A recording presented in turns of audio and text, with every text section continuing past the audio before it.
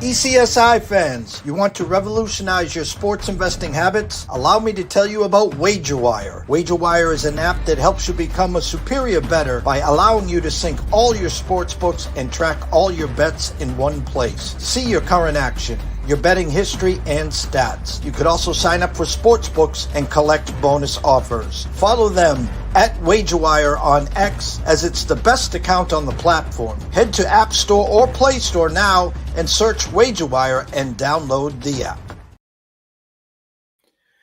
Good afternoon, sports fans from all around the globe.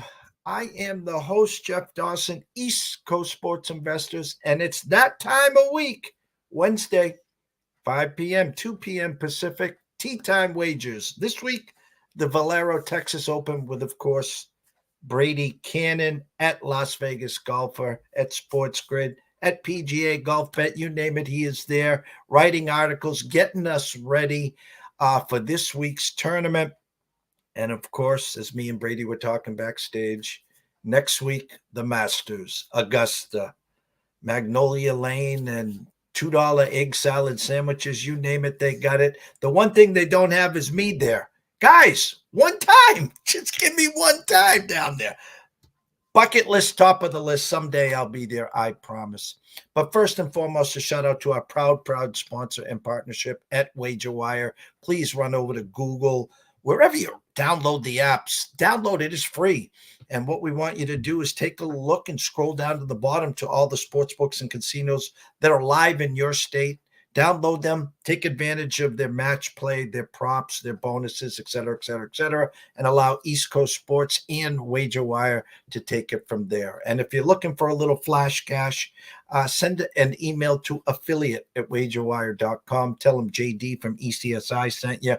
Travis, Zach, Matt, Amber, Carol Bucks, the rest of that community, the best in the biz, will take good care of you. Now live from Vegas, but we're talking Texas till next week in Georgia. The one and only Mr. Brady Kannon.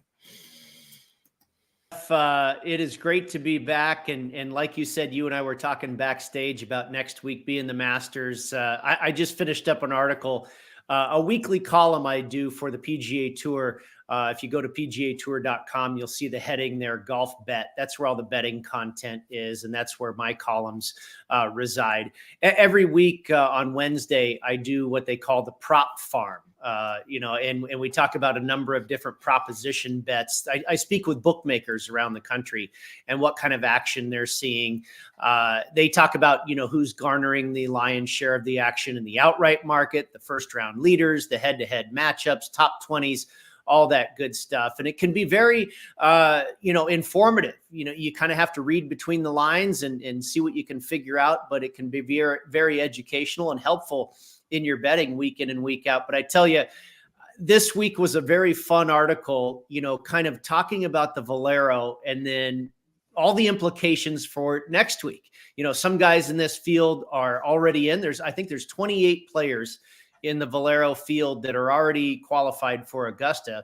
And then, of course, if someone wins this week that is not already qualified, they punch their ticket to the Masters. And then there's also guys that are teetering on the top 50 in the official world golf rankings who are also invited to Augusta if they are not already. And you've got a few guys that are close. And so a good finish this week, maybe they don't have to get all the way to the winner's circle, but a good finish, a top 5, a top 10 might get them the world ranking points in order to get there. And we'll talk about this too. I think the handicap, because of all these scenarios, is very interesting, and how you try and determine what a guy's motivation is or lack thereof, or, going in and around all these storylines for this week and next week. I'm starting to get the buzz already, man. Usually it doesn't happen until next week and it's Masters week and here we go, but it's coming a little early for me this year. For me, the week before a major and obviously the week after, I always tend to tread lightly though, like you said, said so perfectly well as well. There's guys here fighting for a spot to try to get to Augusta. In my eyes, there's nothing bigger than the Masters. But of course, as we said, what's the next best major? Well, it's the next one on the calendar. The U.S. Open, the British Open, et cetera, et cetera, et cetera. But I, some of these golfers that are out there, I like to say, hey, I want to work on this for the first 18 or 36 holes.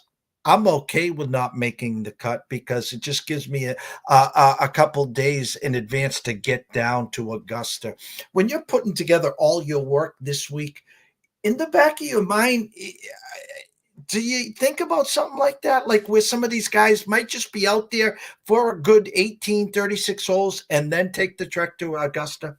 Absolutely. I think you have to treat every tournament prior to a major, not every tournament prior, but every tournament that is 1 week prior to the major championship. You have to think about that mindset.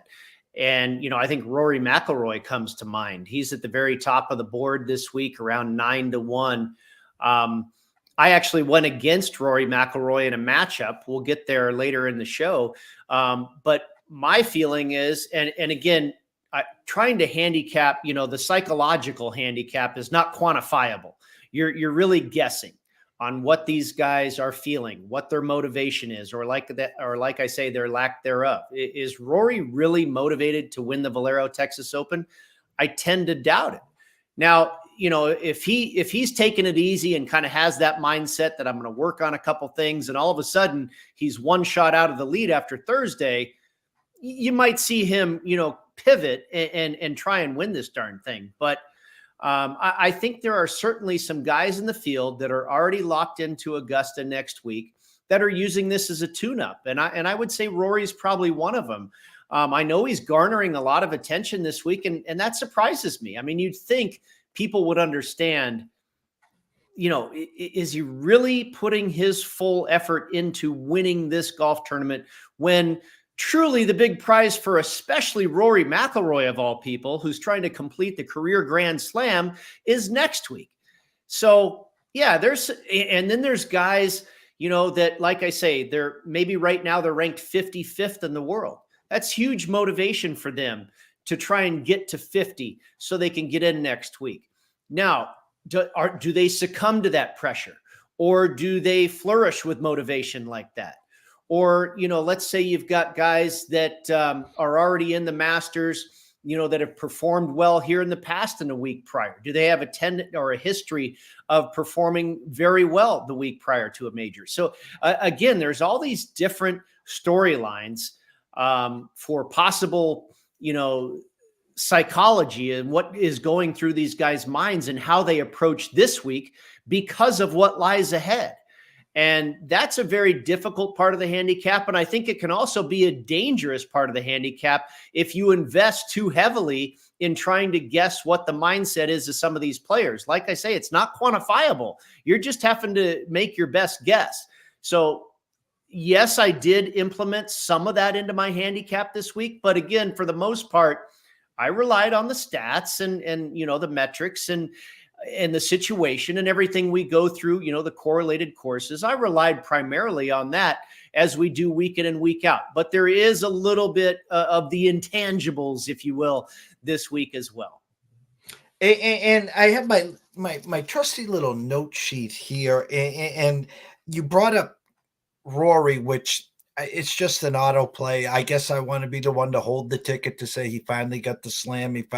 Because I know he has another gear in the bag. Not that it will happen at the Masters, but we've seen him lap fields where you're like, damn it, I'm on the wrong horse this week. And he gets out and he's gone. I want to make sure. I do like Rory. I like him every week. He could be playing at Stephen Sue's mini golf course down here, and I'd have him.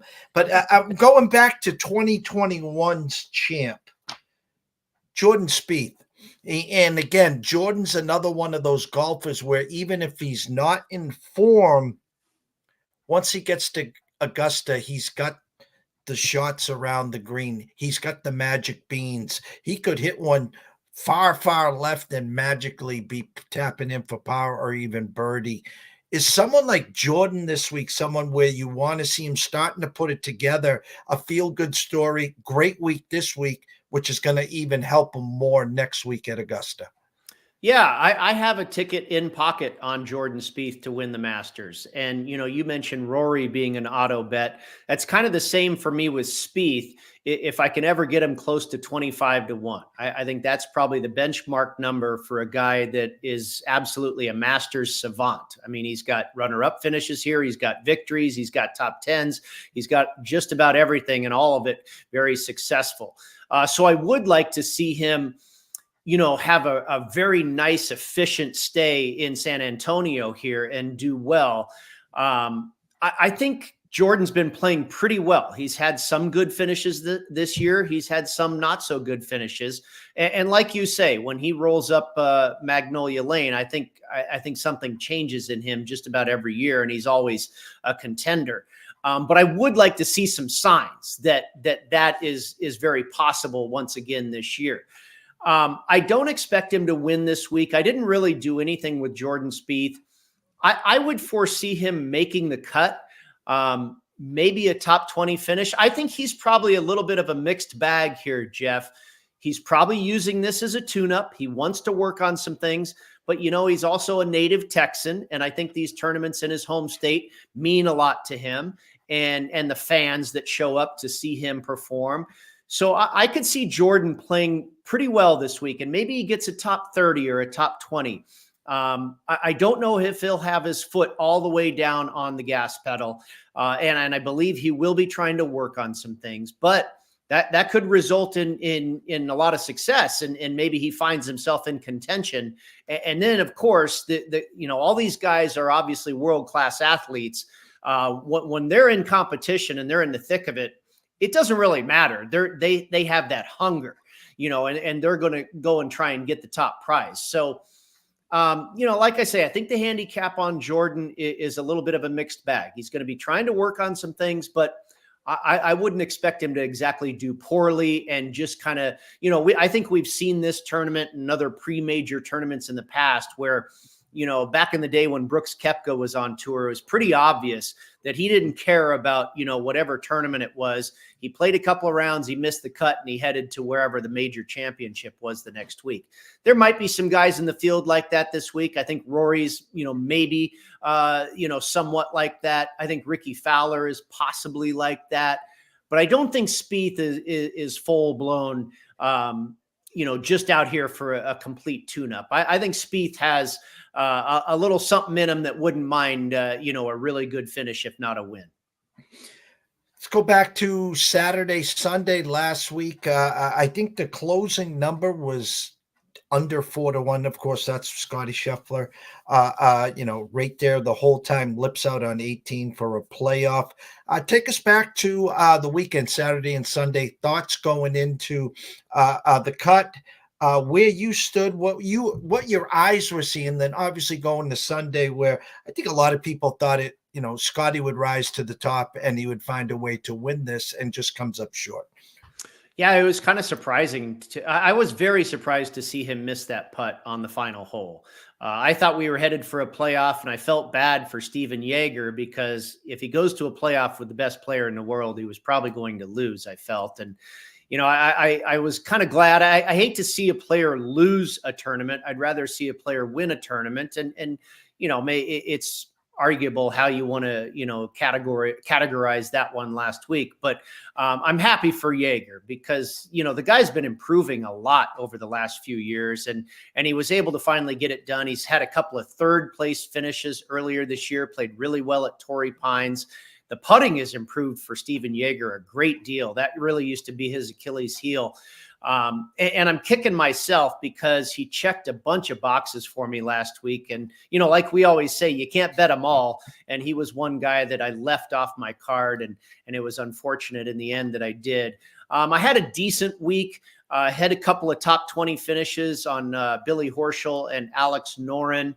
It was a positive sign after coming off of what was a very poor Florida swing for me. You and I talked about that last week. I did pretty well at the Players Championship, but 3 out of the 4 weeks in Florida were bad after coming off of a very good West Coast swing.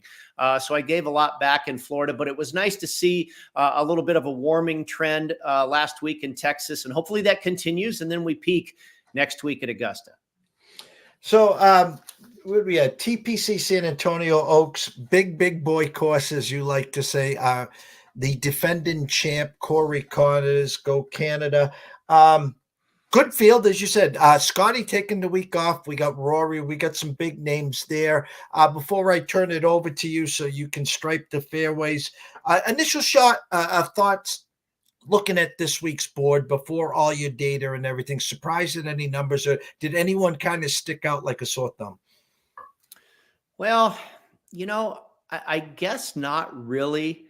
I think it's just an interesting field because you do have a lot of star power, and that's typically the case. You often get a lot of European flavor in these pre-major tournaments where they will fly over and get involved, so they don't have to make the trip to Augusta or whatever major it is the week of. They get a round in under their belt before they have to make the trip the next week, and that leads to some good fields, and that's exactly what we have here. Matt Fitzpatrick, Tommy Fleetwood, Max Homa, Colin Morikawa. We talked about Spieth and Rory. There's some good players in this field for sure.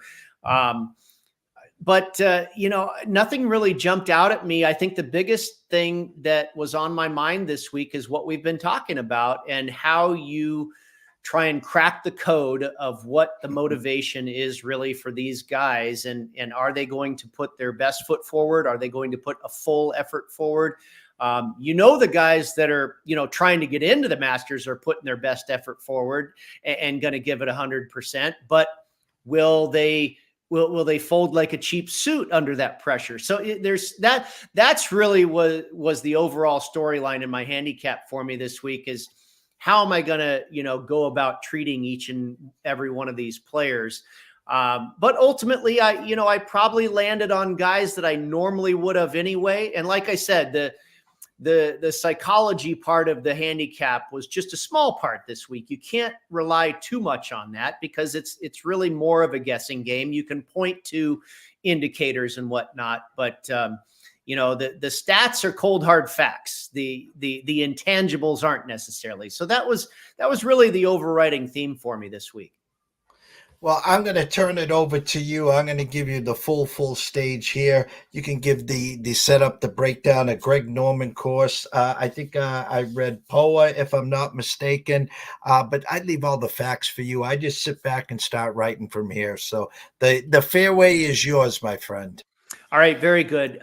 You mentioned Greg Norman. It is indeed a Greg Norman design, TPC San Antonio. They've been playing here since 2010. So it's been a part of the PGA Tour rotation for a long time.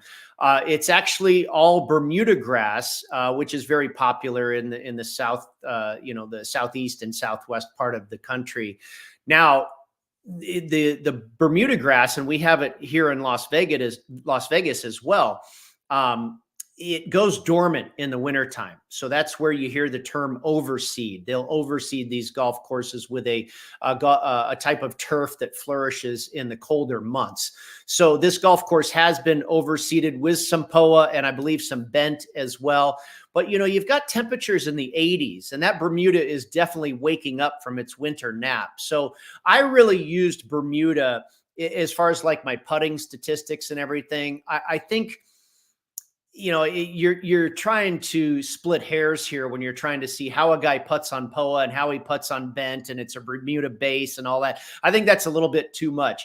I pretty much went to Bermuda because, again, the temperatures are on the rise. They're in the 80s this week and have been for a couple of weeks in Texas. So I think that Bermuda is starting to pop, and that'll probably be, I think, the overriding turf that you have to deal with this week. So I went that direction. Greg Norman, of course, one of the best drivers of the golf ball ever to play the game. And you would expect that a design of his features that, and then it does, but really the winners that we've seen here over the years are more based on accuracy and not bombers. We really haven't seen bombers win here. It's been guys that more so hit it straight, ball strikers, good long iron players.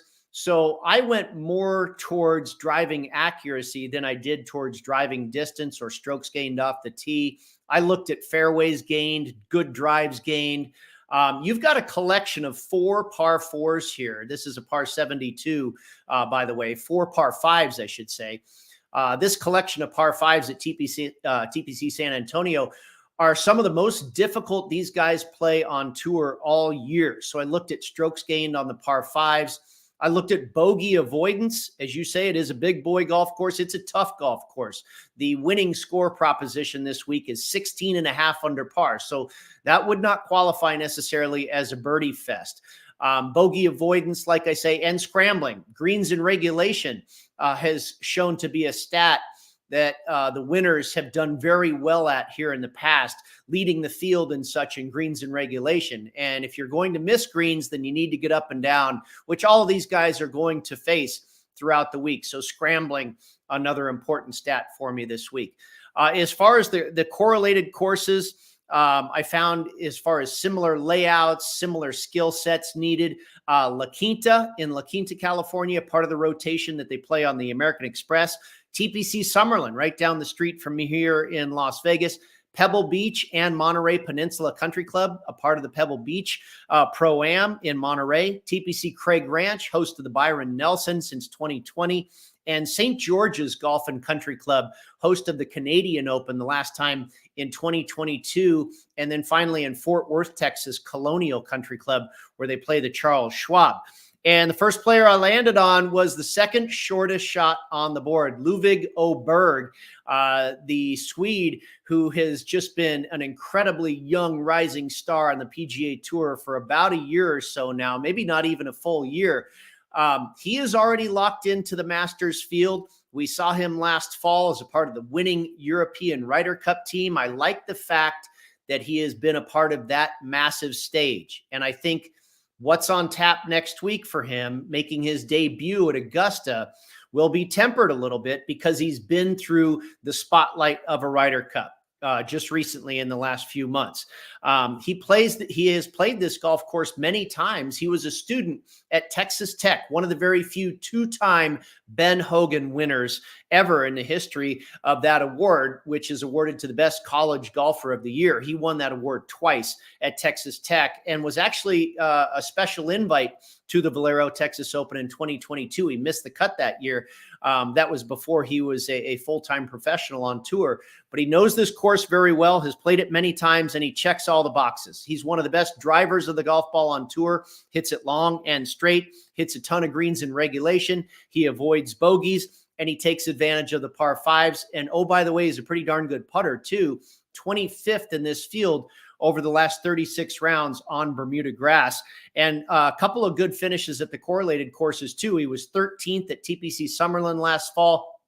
And earlier this year, finished runner-up to Wyndham Clark at Pebble Beach. Who knows, that tournament was shortened to 54 holes. He might have gone on to win the thing. We will never know, but a second-place finish nonetheless. Got Åberg rather at 13-1. Hideki Matsuyama, my second choice, at 23-1. And here, Jeff, is a little bit of the psychological handicap that we're talking about this week. Matsuyama, obviously a former Masters champion. He is forever in that field and will be again this week. But what he's done at the Valero Texas Open prior to the Masters has been very promising. In 2021, when he won the Masters, he finished 30th at the Valero the week before. And last year, he finished 15th here at the Valero. So that tells me that this guy is not using this as a tune-up and is focused on playing very, very well and is trying to win the darn thing. He's also been playing fantastic this year. Over his last in his last 3 starts, he's finished 1st, 12th, and 6th.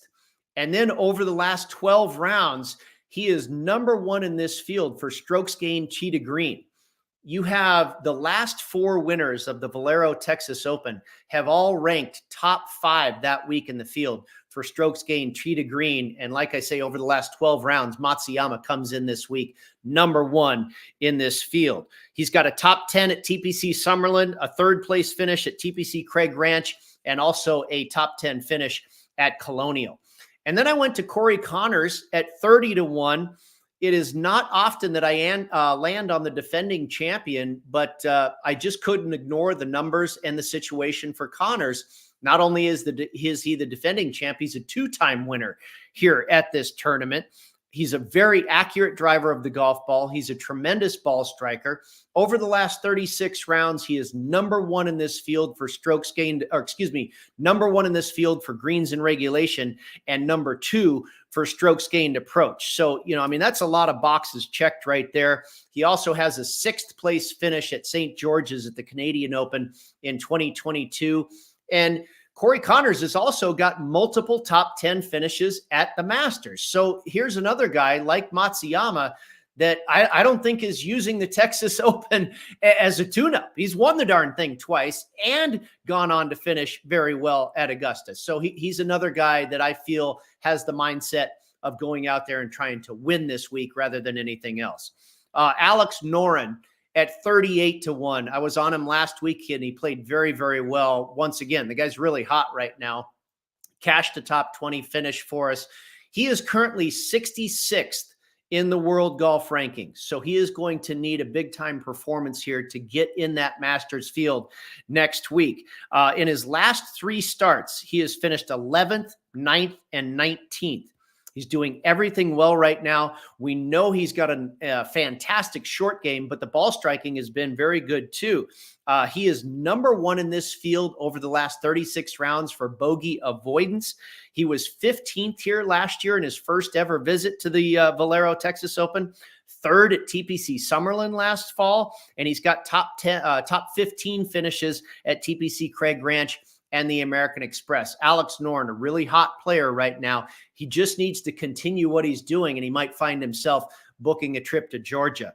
And then Billy Horschel at 42-1, kind of similar reasoning here to the Alex Noren play. Horschel also playing great golf right now. Last week, he finished 7th, and that is 3 top 12 finishes in his last 4 starts. He, like Noren, is doing everything well right now, off the tee, around the greens, and he's got a history of playing really well in the state of Texas. Has a win at the Byron Nelson. He's been 3rd twice at this tournament, 4th and 11th at the Valero. And Billy Horschel, currently ranked 87th in the world, trying to make the Masters field for the first, or trying not to miss the Masters for the first time since 2017. So he really has a lot to play for. And I think because he's such a veteran, he's been there and done that 100 times. I don't think the pressure will get to him. I expect another solid performance, if not a win, out of Billy Horschel. And we talk about this every week, Jeff. All of these outright plays, I've also played them all for a top 20 finish. So even if Billy Horschel doesn't get that win and get that invite into Augusta, I think he's a pretty solid play for a top 20 finish. Christian Bezuidenhout at 51-1. Over the last 36 rounds, he is 7th in this field for strokes gained approach, 6th for scrambling, and 10th in strokes gained putting on Bermuda grass. He's finished 13th and 9th in his last 2 starts, and he was the runner-up at the American Express. Again, La Quinta being one of our correlated courses this week. He's also got top 15 finishes at TPC Craig Ranch, Pebble Beach, and Colonial. Currently, Bezuidenhout is 58th in the world golf rankings. Now, he's been to the Masters 3 times already. So I don't think this is, weighing on him so much as like, oh my God, it's going to be my first time. I got to get there. I'm so close. That would be a pressure cooker that I think would be tough for anybody. He's already been there a few times. He's awful close. If this guy has, I don't know what he needs exactly to crack the top 50 in the world golf rankings, but I would say a top 10, top 5 finish would do awful well by Bezuidenhout. And I think he is live for a possible win this week. He's been playing great golf. He checks all the boxes as I have rattled off here. So I like him as another guy at 51-1. And then finally, the seventh and final play for both an outright and a top 20, Keith Mitchell at 55-1. He's finished top 20 in 4 of his last 6 starts and was 9th at the American Express earlier this year. Again, one of our correlated courses in that rotation.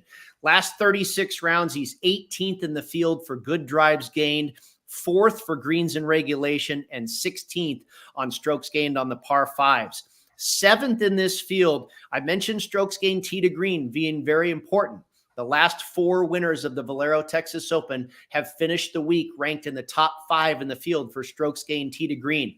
Mitchell comes in this week over the last 12 rounds, ranked 7th in this field for strokes gained tee to green. So there you have it, Mr. Dawson. Outrights and top 20s on a 7-pack this week at San Antonio. And I'm smiling because we're not doing it this year, obviously. I love the fact that you talk about, the volatility. You talk about how hard it is for one winner. I think there's almost 150 golfers here this week. 144, is it, or 156, one of the two?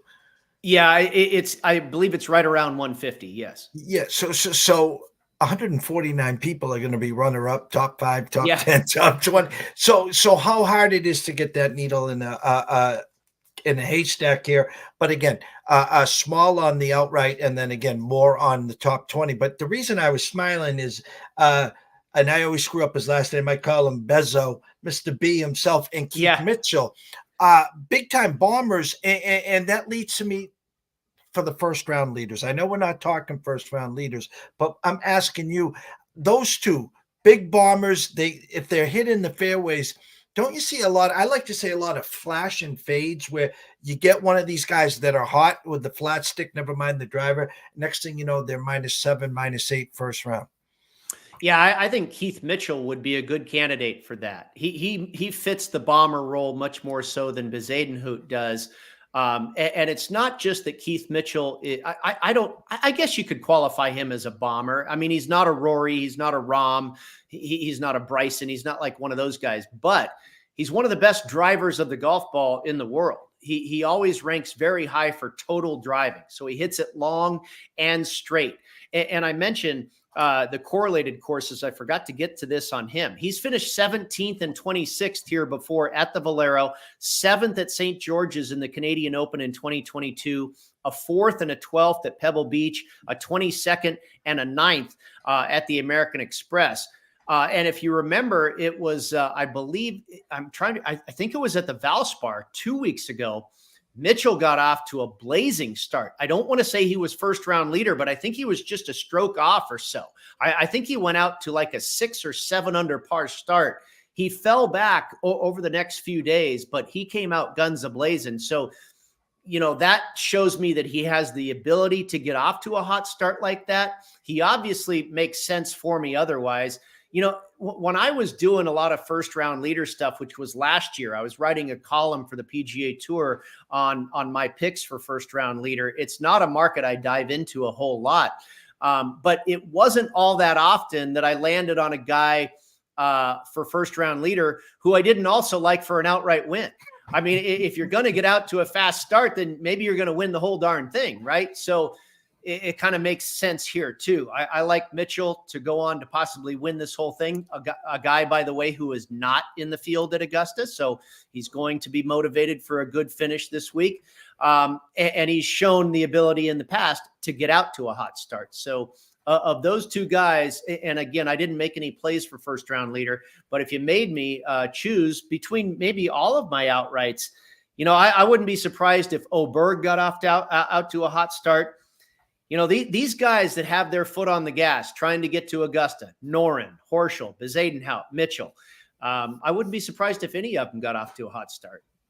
And I'll close this segment with this: is my very, very first round leader ever cashed was Hideki Matsuyama. And I think he big. He birdied 16, this amazing save on 17, and it looks like we were going to split with 2 or 3 people, and he had like a 60-footer on 18 that I was just like, get up and down, I'll take the split, and I think he drained it. It was like 3-4 years ago or something. So Was it the Players Championship? it might have been. Because he opened, it was the COVID year. And Yes. after the first round, they canceled the tournament.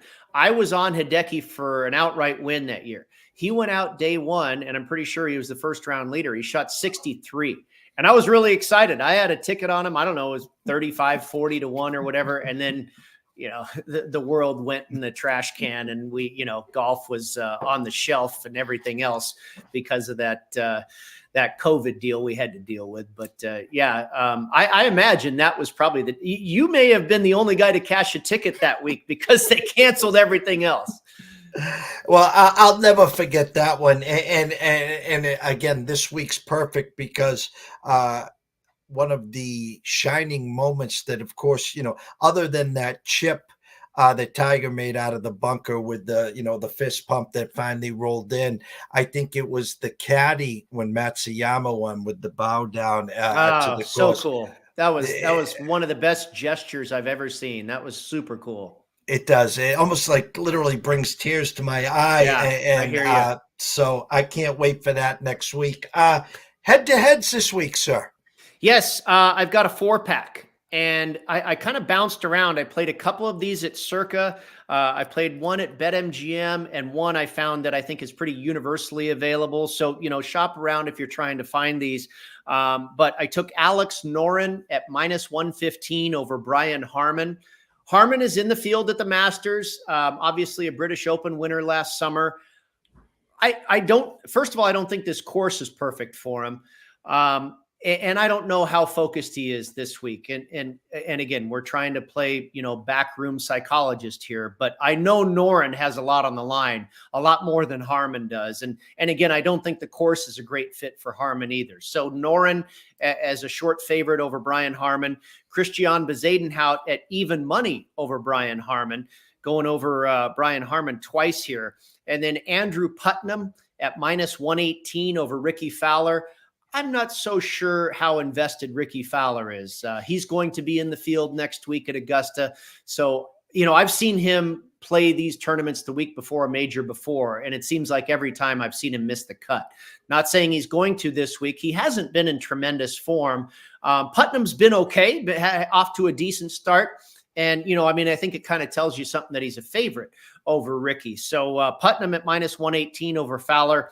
And then one that I think is going to be very, very interesting, Hideki Matsuyama +135 over Rory McIlroy. We talked about McIlroy. I don't know if he's really here to win the Valero Texas Open. I think he's trying to win the career Grand Slam. And we talked about Hideki. He's shown no signs of using this week for anything else but trying to win. So I'll take that juicy price at +135.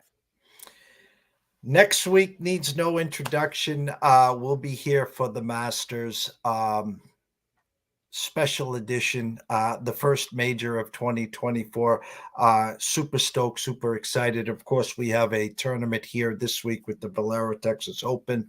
The scroller's been going the whole time. They know on Twitter X to go find you, obviously at Las Vegas Golfer. But this is where I give you the soft lob to close it out for us, to tell them where they can find all your written work, all your live work, et cetera, et cetera, et cetera.